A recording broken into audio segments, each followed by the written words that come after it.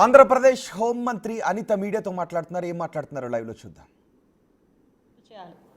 At the same time ఒకనొక సందర్భంలో కొంతమంది అది అమరావతి కాదు కమరావతి అని చెప్పి మాట్లాడిన సందర్భాన్ని కూడా ఈరోజు మీకు గుర్తు చేయాలి.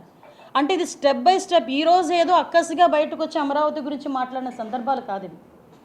ఆ రోజు నుంచి వాళ్ళ అధికారంలో ఉన్న దగ్గర నుంచి కూడా అమరావతి మీద ఒక అక్కసి వెళ్ళగక్కి ఆ అమరావతి ఈరోజు మన రాజధాని అని ధైర్యంగా చిన్న పిల్లోడి దగ్గర నుంచి పెద్దవాళ్ళ వరకు చెప్పుకోగలుగుతున్నారంటే కొంతమంది కొన్ని వేల మంది రైతుల తాలూకా త్యాగం అండి. అది సుమారుగా 34,000 ఎకరాలు కావాలి అంటే ఒక పైసా ఆశించకుండా రాష్ట్ర రాజధాని గురించి మా భూములు మేము ఇస్తామని చెప్పి ముందుకొచ్చి కేవలం చంద్రబాబు నాయుడు గారి మీద ఉన్న నమ్మకంతో ఆ రోజు ముందుకొచ్చి అంతమంది రైతులు ఆ రోజు రాజధానికి అందరూ కూడా భూమినిస్తే దాంట్లోని శాసనసభను ఏర్పాటు చేసుకుని 2017లోనే అక్కడి నుంచి మన కార్యకలాపాలన్నీ కొనసాగించిన పరిస్థితి మర్చిపోయారా? ఆ రోజు అదే అసెంబ్లీలో చాలా సందర్భాల్లో మీరు కూడా అక్కడి నుంచి మాట్లాడిన సందర్భాలు కూడా మర్చిపోయారా జగన్మోహన్ రెడ్డి గారు? ఆ తర్వాత మీరు వచ్చిన తర్వాత కనీసం సెక్రటేరియట్ మొహాన్ని కూడా చూడకుండా కనీసం క్యాబినెట్ మీటింగ్కి ఏదో ఎప్పుడో 3 నెలలకోసారి 4 నెలలకోసారి ఒక్కసారి సెక్రటేరియట్కి వెళ్ళొచ్చి ఆ సెక్రటేరియట్ అంతా కూడా నాశనమైపోయే పరిస్థితులు కనిపించే పొజిషన్ కూడా మీరు చూశారు. అదే అమరావతి రైతులు బయటకు వచ్చి అమరావతిని రాజధానిగానే ఉంచాలని చెప్పడానికి అమరావతి మహిళా రైతులు వస్తే ఆ మహిళా రైతుల గురించి ఎంత వల్గర్గా మాట్లాడారండి. వాళ్ళు కట్టుకున్న చీరల గురించి కూడా తప్పుడుగా మాట్లాడిన సందర్భాలు మర్చిపోయారు అందరూ. ఆ అమరావతి రైతులు అందరూ కూడా సుమారుగా దగ్గర 270 మంది చనిపోయారండి అమరావతి రైతులు ఈ యాజిటేషన్లో. సుమారుగా 1630 రోజులు వాళ్ళు యాజిటేషన్ చేశారు. ఇది కాక న్యాయస్థానం నుంచి దేవస్థానం అని చెప్పి అమరావతి నుంచి మన తిరుపతికి పాదయాత్ర చేశారు. 45 రోజుల పాటు పాదయాత్ర చేశారు. ఆ పాదయాత్ర చేసిన టైంలో ఎంతమంది ఎన్ని అడ్డంకులు సృష్టించారు. వాళ్ళు తింటున్న భోజనంలో మట్టి కొట్టారండి. మనకు ఈరోజు మన రాజధాని గురించి భూములు ఇస్తే అదే రైతుల కంచాల్లో ప్లేట్లలో మట్టి పోసిన సందర్భాలను కూడా ఈరోజు నేను గుర్తు చేయాలి. ఎందుకు ఇవన్నీ చెప్తున్నాను అంటే ఈ రోజు ఎవడో ఒక వ్యక్తి వచ్చి సాక్షి ఛానల్లో కూర్చుని మాట్లాడేసి వెళ్ళిపోతే అది కాదు మనం తీసుకోవాల్సింది. అంటే దీని వెనకాతలు ఎలాంటి కుట్ర నడుస్తుంది, దీని వెనకాతల తలకు కుట్రదారులు ఎవరు అన్నది మెన్షన్ చేయాలనే ఉద్దేశంతోనే ఈరోజు మీకు ఇంత డీటెయిల్గా నేను మాట్లాడుతున్నాను. అట్ ద సేమ్ టైం ఆ రోజు అమరావతి నుంచి వాళ్ళందరూ పాదయాత్రగా వెళ్ళేటప్పుడు నేల మీద భోజనం టాయిలెట్లు అండి, ఆడవాళ్ళకి పెట్టిన టాయిలెట్లు ఒక టెంట్ వేసి భోజనం చేస్తారంటే ఆ టెంట్లు కూడా పీకించేశారు. టాయిలెట్లు కూడా లేకపోతే ఇబ్బంది పడి రోడ్డు మీద కూర్చొని తిన్న సందర్భాలు, నేల మీద కట్టిక నేల మీద తిన్న సందర్భాలు కూడా మనం చూసాం. అంటే అటువంటి పరిస్థితి నుంచి మళ్ళా ఆ రోజు అమరావతి రైతులను కాలిబూట్లతో పొట్టలో తన్నారు, జుత్తు పట్టుకొని ఈడ్చారు, అనకూడని మాటలు మాట్లాడారు, వాడరాని మాటలు మాట్లాడారు. అఫీషియల్ పేజ్లోని సోషల్ మీడియాలో చాలా వల్గర్గా వాళ్ళ గురించి వాళ్ళ ఫ్యామిలీస్ గురించి మాట్లాడారు. ఆఖరికి మంత్రులతో సైతం మీ ఊర్లోని మీ ఇళ్ళలో మగాళ్ళు లేరా అని మాట్లాడారు. ఇవన్నీ మాట్లాడిన భరించి ఒక్కసారిగా మ్యాండేట్ ఇచ్చారు. ఈరోజు చంద్రబాబు నాయుడు గారు వచ్చారు. ఈరోజు అమరావతి అంటే అతగాడికి గుర్తొచ్చిన పదం తప్పించి ఈరోజు అమరావతి అంటే నిజంగా ఇంద్రుడు పరిపాలించిన ప్రదేశాన్ని అమరావతి అంటారు. చంద్రబాబు నాయుడు గారు ఎంతో ఆలోచించి ఆ రాజధానికి ఆ పేరు పెట్టారు. దేవతలను అడిగాడిన ప్రదేశాన్ని అమరావతి అంటారు. ఆ దేవతలను అడిగాడిన ప్రదేశాన్ని అమరావతి అనేటప్పుడు దాన్ని వక్రీకరించి ఆ వర్డ్ నా నోటి నుంచి చెప్పడానికి కొంచెం ఇబ్బందిగా పడే పరిస్థితి. అది వేశ్యల రాజధాని, అది వేశ్యల రాష్ట్రము అని మాట్లాడుతూ ఉంటే ఎవరి గురించి మాట్లాడుతున్నావయ్యా? నీతో ఎవరు మాట్లాడిస్తున్నారు ఈ మాటలు? అమరావతి మీద ఎందుకంత అక్కసు? ఈ రాష్ట్రంలోని చాలామంది ఇంతకుముందు పెట్టుబడులు పెట్టడానికి వచ్చిన వాళ్ళు తిరిగి వెళ్ళిపోతే కేవలం చంద్రబాబు నాయుడు గారి మొహం చూసి, పవన్ కళ్యాణ్ గారి మొహం చూసి, లోకేష్ గారు చేస్తున్న కృషిని చూసి ఈరోజు పరిశ్రమలు వాళ్ళగా వచ్చి మేము పలానా చోట పరిశ్రమలు పెడతామని చెప్పే పరిస్థితి కూడా ఈరోజు మనందరికీ కనిపిస్తూ ఉంది. అమరావతి అనేది నీకు కనిపించినది ఏదో ఒక కావాలని బురద జల్లే కార్యక్రమంలో వేశ్యల రాజధాని అని చెప్పి మాట్లాడేవే తప్పించి అదే అమరావతికి సంబంధించి ఈరోజు 77,250 కోట్ల అంచనాలతోని పనులు ఏకకాలంలో చేపట్టడానికి సిద్ధం చేసిందన్న సంగతి నువ్వు ఎందుకు మర్చిపోయావా? లేకపోతే అదెందుకు నువ్వు మాట్లాడలేదు? అదేవిధంగా 49,000 కోట్ల పనులకు ఇప్పటికీ టెండర్లు కూడా ఖరారు చేసిన పరిస్థితి. ప్రపంచ బ్యాంకు ఏడీబీలను ఒప్పించి ఆగమేఘాల మీద 15,000 కోట్ల ఆర్థిక సాయం వచ్చేలా చేసిన పరిస్థితి. అన్నిటికీ మించి అమరావతి పునర్నిర్మాణం గురించి మొన్నే సాక్షాత్తు ప్రధానమంత్రి మోడీ గారు వచ్చి మళ్ళా తిరిగి శంకుస్థాపన చేసి వెళ్తే అటువంటి అమరావతి మీద ఎంత దారుణమైన పదాలు ఉపయోగించాడండి ఆయన.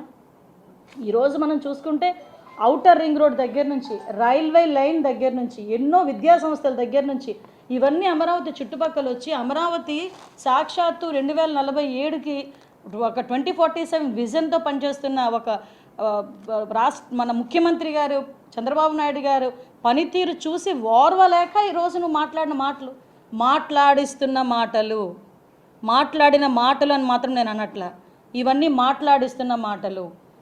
అతను ఒక ఎడిటర్స్ అసోసియేషన్ ప్రెసిడెంట్ అయ్యుండి ఒక 15 డేస్కి ఒకసారి ఏదో ఛానల్ వచ్చే ఒక పేపర్కి, ఇంగ్లీష్ పేపర్కి సంబంధించి ఒక ఎడిటర్గా పనిచేస్తూ నోట్లోంచి అలాంటి పదాలు దొర్లుతున్నాయంటే ఇది కూడా సాక్షి టీవీ ఛానల్లో కూర్చొని 5,000 7,000 రూపాయలు తీసుకొని మాట్లాడిస్తున్న మాటలా ఇవి? ఒక్కసారి ఇంకొక విషయం కూడా చెప్పాలి, ప్రజలందరూ కూడా గమనించాలి. ఈ రోజు వరకు దట్ పర్సన్ ఎవరో ఎవరికి తెలియదు. వన్ ఎడిటరు అది. ఈరోజు నీ కుటుంబం కూడా ఎవరికి తెలియదు. కానీ ఈరోజు పరిస్థితి ఏమైందిరా అంటే నీ కుటుంబంలో నీ భార్య ఫోటోని ఈరోజు సోషల్ మీడియాలో పెడుతున్నారు, నీ కూతురి ఫోటోని ఈరోజు సోషల్ మీడియాలో పెడుతున్నారు. అంటే నువ్వు నీ నాయకుడు తాలూకా మొహంలో నవ్వు చూడటానికో లేకపోతే నీ నాయకుడు తాలూకా ఆ 5,000 రూపాయలకో 7,000 రూపాయలకో సాక్షాత్తు ఈ కృష్ణంరాజు అన్న వ్యక్తి వాళ్ళ కుటుంబ సభ్యుల్ని కూడా వీధిలోకి పెట్టేసుకున్నాడంటే ఒక్కసారి మనందరం ఆలోచించాల్సిన అవసరం ఉంది కదా. ఈరోజు మేము ఒకటి చెప్తున్నామండి, సాక్షాత్తు భారతీరెడ్డి గారి గురించి తప్పుడుగా మాట్లాడి సోషల్ మీడియాలో తప్పుడుగా మాట్లాడారని మా పార్టీ మనిషి అయినా కూడా కిరణ్ని ఇమీడియట్గా అరెస్ట్ చేసి మేము ఒకటేంటంటే స్త్రీల పట్ల మాకున్న గౌరవాన్ని మేము ఆ రోజు చూపించాం. ఎందుకంటే ఎవరైనా స్త్రీ మహిళను ఎవరు కూడా కించపరచకూడదు అనే ఉద్దేశంతో ఆ రోజు ఇమీడియట్గా పార్టీ సింపథైజర్ అయినప్పటికీ కూడా అతను మాట్లాడిన మాట తప్పు అని చెప్పి ఇమీడియట్గా మేము అరెస్ట్ చేసి వెళ్ళాం. ఏమంటే భారతదేశం అంటేనే మహిళల్ని గౌరవించే దేశం. అసలు మన సంస్కృతిలోనే మహిళల గురించి గౌరవంగా ఉంటుంది. భరత మాత అంటామండి, తెలుగు తల్లి అంటామండి. అటువంటి భరతమాతని తెలుగు తల్లిని కూడా ఈరోజు నువ్వు ఏ రంగంలోకి దింపేసావో ఒక్కసారి ఆలోచిస్తున్నావా జగన్మోహన్ రెడ్డి? ఎస్, నేను జగన్మోహన్ రెడ్డి గురించే మాట్లాడతాను. సాక్షి పేపర్ నీది, సాక్షి పేపర్ చీఫ్ మీ మిస్సెస్ భారతీరెడ్డి గారు. అటువంటి భారతీరెడ్డి అపోజిషన్లో ఉన్న భారతీరెడ్డి గారి గురించి మాట్లాడితేనే మా గవర్నమెంట్ ఇమీడియట్గా యాక్షన్ తీసుకుంది. సోషల్ మీడియా వేదికగా ఏ మహిళల గురించి మాట్లాడినా కూడా మేము యాక్షన్ తీసుకున్నాము. అలాగని ఈరోజు నీ ఛానల్లో కూర్చొని ఇష్టానుసారంగా మాట్లాడటం, దీనికి ఆద్యం కూడా నాకు తెలిసి రీసెంట్గా తిరుపతిలో ఒక మీటింగ్ అయింది. ఈ సాక్షి ఛానల్ చెవిరెడ్డి భాస్కర్ రెడ్డి సమ్ కో బ్యాచ్తో మేము ఒక తీర్మానం చేసుకున్నారు వాళ్ళు, మేము గవర్నమెంట్ మీద మేము పోరాటం చేస్తాము. ఇదేనా పోరాటం అంటే ఈరోజు రాష్ట్రానికి పెట్టుబడులు వస్తున్నాయి, రాష్ట్రంలో ఉద్యోగ కల్పన జరుగుతుంది, రాష్ట్రం అభివృద్ధి పదవులకు ముందుకెళ్తుంది, దానికి నీకు అక్కసు. ఆ అక్కసుని ఎలా వెళ్ళగక్కాలి అంటే ఆడవాళ్ళ దొరికారు, ఆడవాళ్ళ గురించి అంత నీచంగా మాట్లాడతావా? అంటే అదే ప్రాంతంలో ఇప్పుడు ఏ ప్రాంతాన్ని అయితే నువ్వు వేశ్యల రాజధాని అన్నావో అదే ప్రాంతంలో ఎంతమంది మన సోదరీమణులు ఉన్నారు, ఎంతమంది మీ సోదరీమణులు ఉన్నారు, మీ ఇంట్లో ఆడవాళ్ళు ఉన్నారు. నువ్వు మాట్లాడేటప్పుడు కనీసం ఆ కామన్ సెన్స్ లేకుండా ఎలా మాట్లాడగలిగించావు? ఈ రోజుకి కూడా ఎక్కడైనా ఏదైనా జరిగితే బయటకు వచ్చి ఏం చేస్తున్నారు అలా చేస్తున్నారని చెప్పి వైఎస్ఆర్సీపీ సోషల్ మీడియాలో నోటుకొచ్చినట్టు మాట్లాడే వాళ్ళు ఈరోజు ఈ విషయం గురించి ఎందుకు వైఎస్ఆర్సీపీ లీడర్స్ ఎవరు మాట్లాడట్లా? ఎందుకు భారతీరెడ్డి గారు అమ్మ భారతీరెడ్డి గారు, చాలా గౌరవంతో మిమ్మల్ని అడుగుతున్నా. నేను ఒక పేపర్ చీఫ్, ఒక సాక్షి ఛానల్ కానీ పేపర్ కానీ చీఫ్ ఒక మహిళ అయినందుకు నిజంగా గర్వపడాలి. ఎందుకంటే ఒక మహిళ నడుపుతోంది అని చెప్పి నేను కూడా గర్వంగా ఫీల్ అవుతా, ఒక మహిళ నడుపుతోంది అని. కానీ మీరు ఒక మహిళగా నడుపుతున్న మీ ఛానల్లో, మీరు ఒక చీఫ్గా ఉన్న మీ సాక్షి పేపర్లో అమరావతి గురించి, రాష్ట్రం గురించి మీ తాలూకా డిస్కషన్, మీ ఛానల్ తాలూకా డిస్కషన్లు ఇంత నీచంగా మాట్లాడితే కనీసం బయటకు వచ్చి ఖండించిన పాపాన్ని ఎందుకు పోలేదు? దీని వెనకాతల మీ హస్తం ఉందా? లేకపోతే మీ వెనకాతల జగన్మోహన్ రెడ్డి గారి హస్తం ఉందా? ఎందుకు నాకు ఇప్పటికీ అర్థం కానిది ఏంటంటే, అతగాడు ఏదో మాట్లాడాడండి. 150 ఆర్గనైజేషన్స్ ఉన్నాయి విజయవాడ పరిధిలోని, సో దట్ నేను అందుకే ఎలా మాట్లాడాను అని దానికి ఏదో కొంచెం ఏదో టెంకరింగ్ ఇస్తున్నాడు.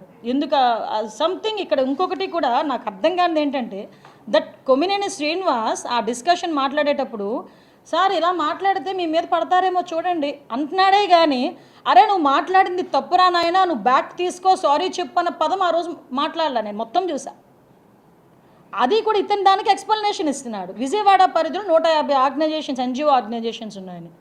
నేను నా క్యూరియాసిటీ కొద్దీ నాకు తెలియాలి కదా అని నేను హెల్త్ డిపార్ట్మెంట్ని అడిగా, అసలు ఎన్ని ఆర్గనైజేషన్స్ ఉన్నాయి ఈ ఫిమేల్ సెక్స్ వర్కర్స్కి సంబంధించి ఆర్గనైజేషన్స్ అంటే, స్టేట్ మొత్తం మీద చూసుకుంటే 109 ఉన్నాయి. అందులో మన్యంలోని, అల్లూరి, ఏఎస్ఆర్లోని లేవు ఆర్గనైజేషన్స్. సో అంటే ఎలాగా ఆంధ్రప్రదేశ్ ప్రైడ్ని దెబ్బతీయడానికి వీళ్ళు ప్రయత్నం చేస్తున్నారన్న విషయాన్ని ప్రజలు కూడా అర్థం చేసుకోవాలి. అంటే అవాస్తవాల్ని ఏదో ఎక్కడో ఛానల్లో కూర్చొని నోటుకు వచ్చినట్టు మాట్లాడేస్తే అవన్నీ నిజాలైపోతాయి, దాన్ని మేము మిగతా చిన్న చిన్న కట్ అండ్ పేస్ట్లు చేసుకొని మేము సోషల్ మీడియాలో వదులుకుంటామంటే ప్రజలు చూస్తూ ఊరుకోవాలా? సిస్టమ్ చూస్తూ ఊరుకుంటుందా? సాధారణంగా ఒక వ్యక్తికి సంబంధించిన ఇష్యూస్ని కూడా మాట్లాడేటప్పుడు చాలా ఆలోచించి మాట్లాడతాం. ఎంత మనం అంటే ఒక సంస్కారము, గౌరవము అన్న పదాలకి అర్థం లేకుండా చేశాడు జగన్మోహన్ రెడ్డి. ఒక బంధాలకి, బంధుత్వాలకి కూడా అర్థం లేకుండా చేశాడు జగన్మోహన్ రెడ్డి. నేను ఇప్పటికీ అర్థం అవుతుంది నాకు. ఎస్, ప్రతి ఒక్కరు తల్లి గురించి, చెల్లి గురించి మాట్లాడతాం.